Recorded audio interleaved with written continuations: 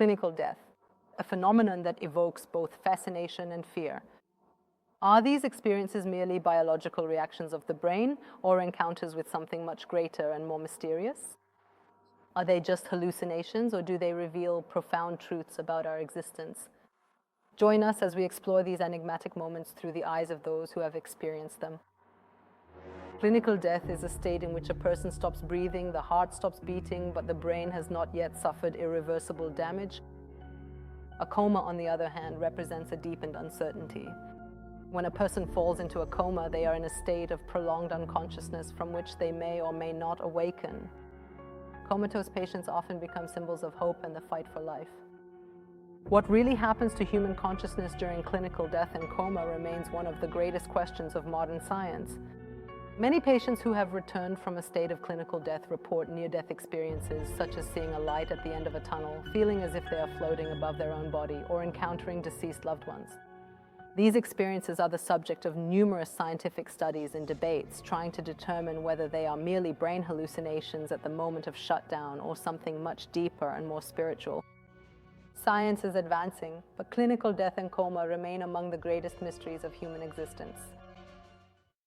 What happens when life stops and then starts again? Today we are talking with people who have crossed the boundary between life and death and returned to share their experiences. A warm welcome to my first guest. She comes from Split, our neighboring Croatia, and says that this experience, clinical death, has changed her, that it has transformed her life from the ground up. Is that really so? Željko Favro, welcome. Thank you very much. Let me thank you from the heart for inviting me, and greetings to all the viewers. Dragana, we want to hear about your experience, how you lived before your clinical death, how you lived after, and of course about the experience itself. We heard about it in the report. It's probably a fascination for both science and us ordinary mortals. We're always curious about what happens somewhere beyond that boundary. Tell me, to start with, what was your life like before this event and after it? About 4 years ago, you actually had this experience. Yes, 4 years ago. Well, before that experience, let's say I didn't really think much about the meaning of life, at least not on a deeper level. I lived according to some of my own habits, let's say some established routines. I was kind of a workaholic. I loved working a lot. I loved eating a lot. I loved drinking a lot, occasionally doing drugs. I enjoyed all sorts of things. Let's say I didn't see anything wrong with all of that. I wasn't even aware of my lifestyle at all, but I believe I was a good person at heart and that I never did or caused harm to anyone in any way. In fact, I was the worst to myself. And today, how have you recovered these past years of your life, especially the last 4?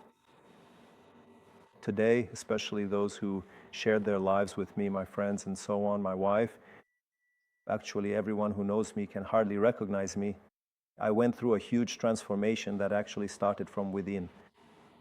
Life taught me that we can't change anything for the better on the outside until it starts from within. Transformation has to start with awareness from within. And for me personally, that deep sense of awareness had a truly huge impact on absolutely everything in my life, primarily because of what I went through back then.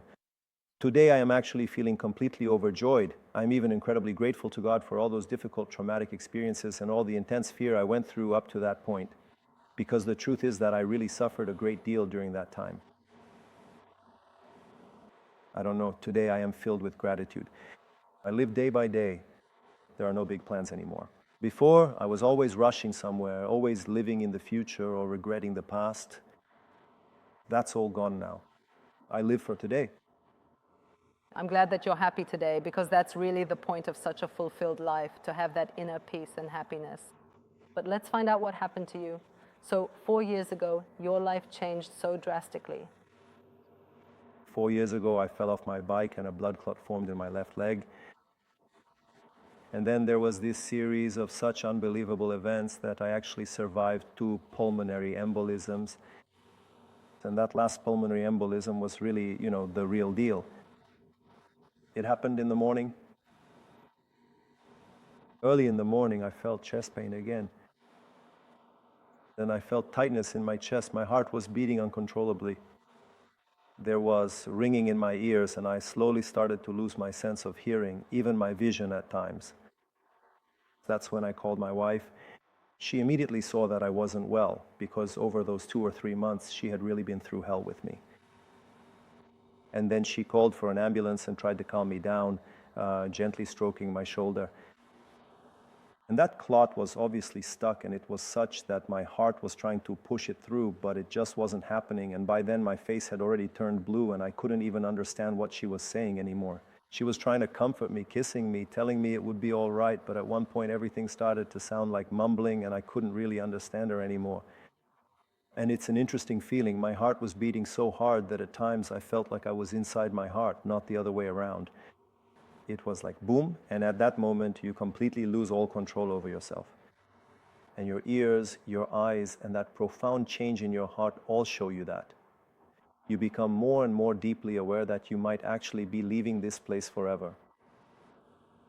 I remember exactly the moment when I realized I was going to go. You can't mistake that feeling, because you no longer have any control over your body, and you just observe what is shutting down and what is happening to you. I clearly remember that at that moment I cried out to God and prayed, God, please let me stay. I can't die because of my Maris. My Maris was 3 years old at the time, actually 2 and something. I begged him, God, I have to stay for my Maris. That's how it is. And at that moment, my whole life flashed before my eyes in a series of images. If you ask me how long those images last or what it's like, I can't tell you, because it's a special altered state of consciousness you're in, and your whole life passes by on a moving reel. From that moment on, all the way to being in diapers. I saw myself every part of my life up to being in diapers. It was just one image after another. And at that moment, I knew that I was leaving, and I was overwhelmed by an enormous fear that I can't even describe to you. That's when I cried out to God. And in that moment, such a fascinating state occurs. Suddenly, I found myself above myself. From above, I look down at myself. I see how I started to go bald. I see myself and my wife, who is caressing me, and I enter such a state of peace that I can't describe it. The feeling of some kind of love that enveloped me, and just my existence and my presence compared to when I was in my body, is simply incomprehensible. And in that moment, I realized that it was never really my body, that it was never really my wife, that my Marisa, for whom I begged God to let me stay for her sake, I realized that she wasn't really my child either. I realized that as if all of this was just some elaborate game. That existence outside the body is much more real than our existence here in the studio right now. Just so the viewers know. That existence is so authentic, and it permeates you so deeply, that I no longer cared about my body. It was as if I knew, now I've returned to where I was supposed to be. However, at that moment I heard a powerful voice that people asked me if it was some angel, some being of light that appeared. I didn't see anything. I was just filled with such love and peace, and I heard a voice that seemed to come from me, through me. And that voice told me, don't be afraid, everything will be all right. I don't know how long it lasted, but that's exactly how it was. I came back into my body. Now, when I came back down, you still have the memory of all of this, but when you return to your body, it's as if you're overtaken by the existence you had up until then. By then, the paramedics had already arrived. They had already seen on the EKG that something was wrong, and they were rushing me to... And how long did it last? What does your wife say? I don't know. My wife says 10 to 15 minutes. Yes, I see you didn't have that one more. When you leave your body, time doesn't exist, space doesn't exist. I had the feeling in that upper part that I was present everywhere. Time simply doesn't exist in that phase of existence. However, when I returned to my body, I was so bewildered, exhausted. I felt as if someone had beaten me up, as if someone had really pounded my head, and I didn't say a word the whole day. However, tears were coming out, but not because I felt something bad. These were some kind of tears of joy. I can't describe it to you. Later I read that these are called tears of grace, and I can tell you that's probably the closest way to describe what those tears felt like. I didn't say a word until the evening. I was extremely confused because I didn't know what had happened to me. It was something wonderful, something I had been seeking as a young man through various pleasures, something that people actually seek through their spouse, through their husband or wife, through their children, but such love does not exist on earth. That is what I felt up there. I realized, in fact, that I was part of something greater. Today I know I was with God and God's love as if I were a small part of Him that came down here for the experience. And it's so simple. Did you talk to the doctors later about that experience? No, I deeply suppressed it. The only person I spoke to a little about it that day was my younger sister. She somehow managed to reach me, and I remember as tears were streaming down my face, she comforted me, saying it was normal to be afraid of death. She tried to tell me not to be afraid of death. So in the end, we didn't really understand each other. However, I spent those 3 days in a coronary unit hooked up to all sorts of machines since they also realized I was in bad shape.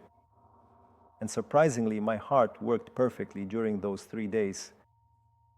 I deeply suppressed it because my beliefs up to that point denied the existence of the soul.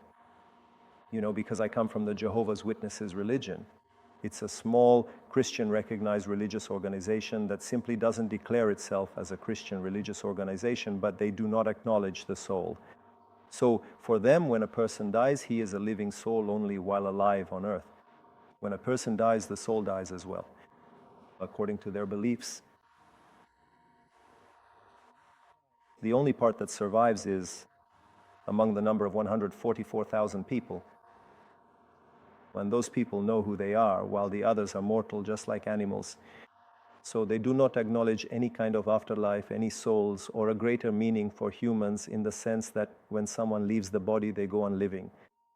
That had a strong impact on me because my whole life, the idea that the soul doesn't exist was ingrained in my subconscious. For a long time, I thought I was just hallucinating. And I repressed it so much precisely because the soul is denied, or rather my beliefs, since you mentioned being a believer, my beliefs were that the soul doesn't exist, and yet I experienced it. I thought I must have hallucinated this, and I didn't even know what was happening to me. But today I actually realize that all this perception on earth, in terms of being a believer, faith, and so on, it's a human desire to experience an image of their creator. But you can't truly grasp that image with your mind. You can only feel it through experience and with your heart. Do you understand? And in that sense, you don't need any kind of faith. I wanted to ask you, when such an experience happens, is it positive or negative for you? How do you interpret it? But now I conclude that it is absolutely positive. There is nothing more positive that could happen. Although the rehabilitation was also very unpleasant and there was a lot of struggle and a lot of endured fear, in fact, fear itself diminishes the value of faith. Because you can't, as a true believer, have fear. Only when you stop being afraid do the doors of love or the doors of faith open to you, whichever you prefer. And then faith becomes irrelevant. You are already connected with your source, with your creator, with God, however you want to call it. And today you have no fear. There is no fear, not even of death, but was there any before? Considering that Jehovah's Witnesses specifically advocated that the soul does not exist. yes, but fear is present in all other religions as well. People are afraid, The root of all fears, in a way, is the fear of death. The fear of one day ceasing to exist. So throughout your whole life, you accumulate material things and this and that. You make plans and try to keep everything under control. All of it because you're afraid of the day when you might lose it all. And then you want to experience as much as possible and so on, but in reality, you're not really living. Because you have to live in this very moment and you have to keep living like that all the time. That brings us back to the beginning of your story, what you said earlier. I don't make as many plans as I used to. Now I live day by day. That's the essence. What would your message be to the viewers who are watching us now and to those who don't understand? For example, not just about near death, but definitely also about what it brought into your life. The message would be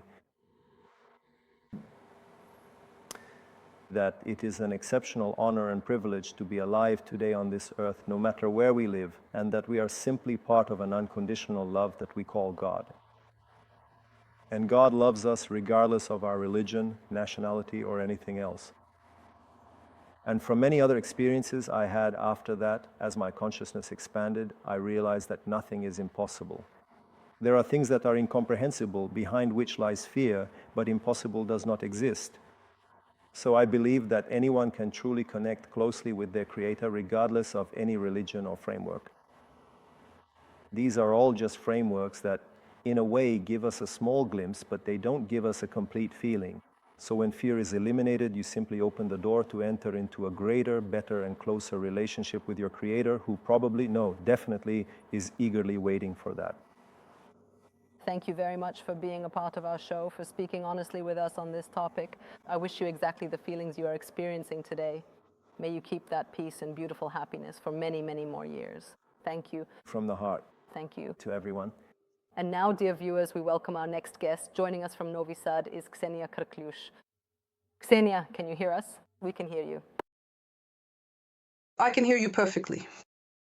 Thank you very much for taking part in the show. Sincerely, with Dejan.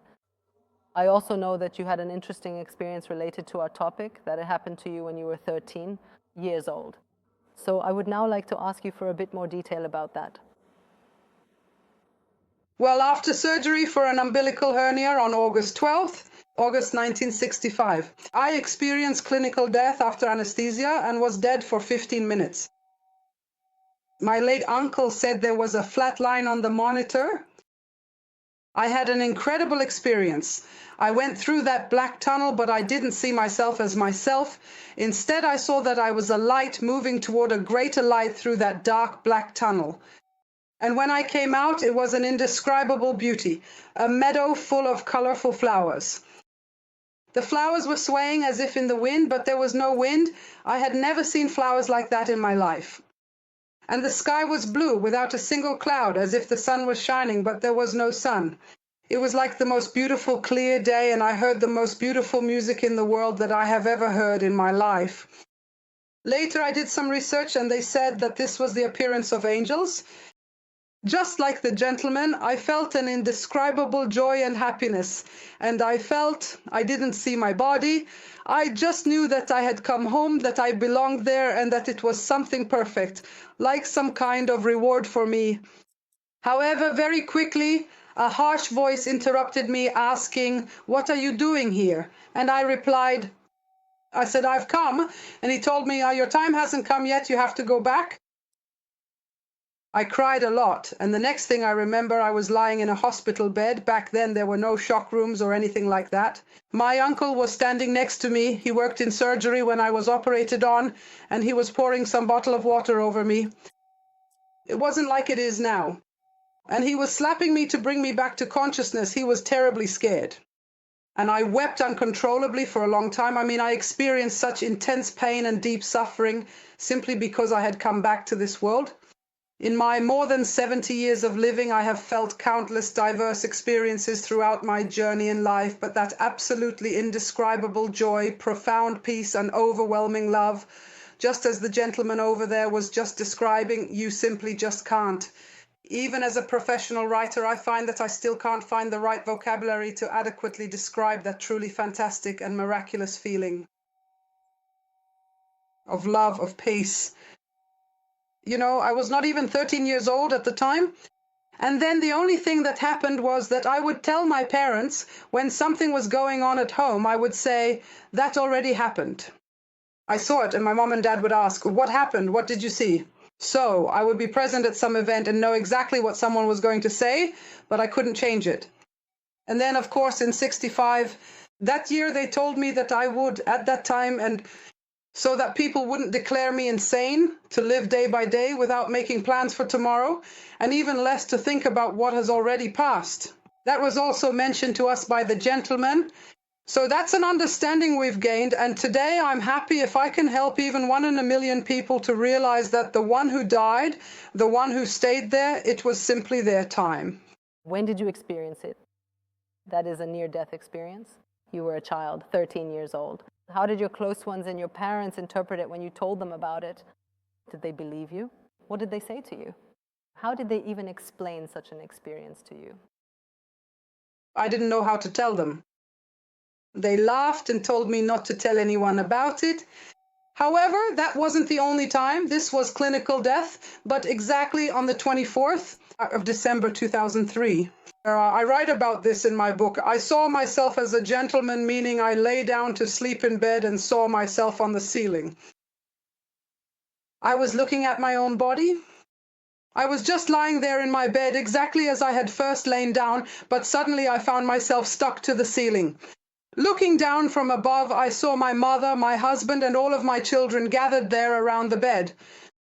And you know, when someone passes away, of course you feel deeply sorry, but what I truly heard as a clear message was that I was actually bothering my own children with some of my old stories, giving them all this advice they never even really asked me for in the first place.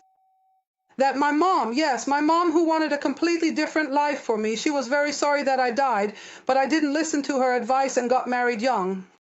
And husbands also have their own visions, but from that day on, that is, since the 25th December 2003, that was Catholic Christmas. So since then, I live every day as if it were my last. And I just spread love and share love. I enjoy every moment. On this day, in every leaf that falls, in every bird whose song I hear. In that moment, I enjoy myself, and my life is wonderful. And the third time was during the coronavirus in 2020. I don't remember the exact date. It was March, April, when a lot of people were dying, you know, in Italy, if you remember. A lot of people were dying from the coronavirus. So I simply saw myself. I lay down to sleep in that vision. I see myself and I'm in a line among people who are very well dressed with makeup on. A crowd, I don't know how many millions of people, all there somewhere. Everyone is walking and I'm there too. And again, I hear a voice. It says, Xenija, you've lost your way again. Your time hasn't come yet. And I say, so what should I do now? It says nothing, just turn around and let them pass. So I was given a gift. The fourth time I come, I guess then I'll finally go there. But the essence of life is to enjoy every moment you have. And now I get surprised when a situation happens in this life that isn't pleasant for me at all. Because life isn't all honey and milk. I mean, I'm living in this body and this life. But when it comes to things I can't influence, when it comes to other people's decisions or some situation, I look at it as if I'm not even there. As if it's not happening around me at all. I hear, I see people, but I'm simply not there. That's a good philosophy. Thank you very much, Mrs. Ksenia, for joining the show, Frankly with Dejan on UNA Television, and thank you for sharing your experience. I wish you lots of happiness, and I wish you exactly what you said, to enjoy every new day. Thank you very much. Thank you for the wonderful show. Take care. Goodbye. So, dear viewers, you have seen two great, fascinating experiences on this topic. There will be more after the break. Stay with us.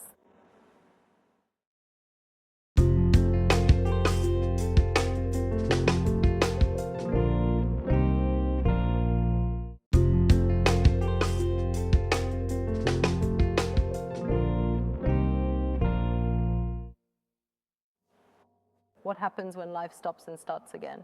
And that's what we're talking about today with our guests. Our next guest, Mr. Stivo Selak, has had such an experience of clinical death, not just one, but several. He is from Banja Luka, a political scientist, writer, sculptor, and motivational speaker. Welcome. Thank you for having me. As I mentioned before the show, I said to you that you had such an experience, and you replied, not just one, I've had several. So, when did the first time happen? I died for the first time when I was 3.5 years old, the second time at 4.5, and when I was 8, I was in a coma for 23 days. Here in Banja Luka, I died when I was 23, and a few more times after that, but I die and then come back. They don't even have time to take me away, but they say I'm dead, and then they come back and I'm alive. And that's all great. How do you interpret the fact that so many deaths have happened to you? Well, God has a plan for us. The devil never rests. He constantly pulls us back into the past, just so we don't see the good things we could see in the future. And at the same time, he is really cunning, wise, and a great deceiver. But at the same time, he frightens us with things that could happen, just so we would forget the present. The past is history, the future is a mystery. The most important thing is this day, this moment. The present moment is the most important. We have all faced hardships, anxieties, and sorrows.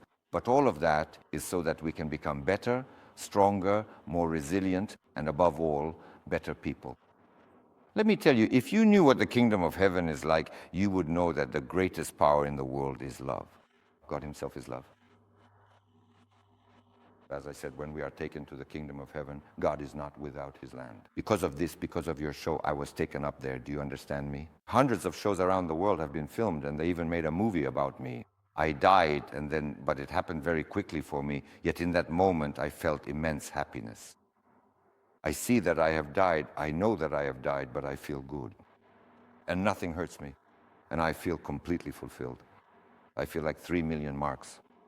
I feel like I have come back home. When we die, we return home. We are here temporarily because our life is a test from God. We are definitely only here temporarily. Life feels like 100 years to me, yet I was born just yesterday. Tell me, how long exactly were you dead? That last time I was gone for a long time. I died, and then while they found the car, while they revived me, I had already cooled down.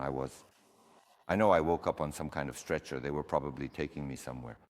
There you die, and you go to the most beautiful place you could ever be. Nature and everything, it's all just like on earth, only much more beautiful. And love, well, that love, we, all of us who have survived that, are hungry for love. I'm now writing my 8th book, which is called Hungry for Love. But it's not about us, it's about people. Most people are hungry for love, and the whole point of life is in that love. Believe me, love is the strongest force. When the Apostle Paul speaks in the letter to the Corinthians, he explained that love the best. Do you understand me? And we who have experienced it have felt that divine love. Everyone loves you, and you love them too, even though you don't know them, but somehow they love you. And then they take you to this building, and then it's like, here, this is it, it's huge, and there's a giant screen. And they show you images from your life. And those images go by at such a speed that it's unbelievable.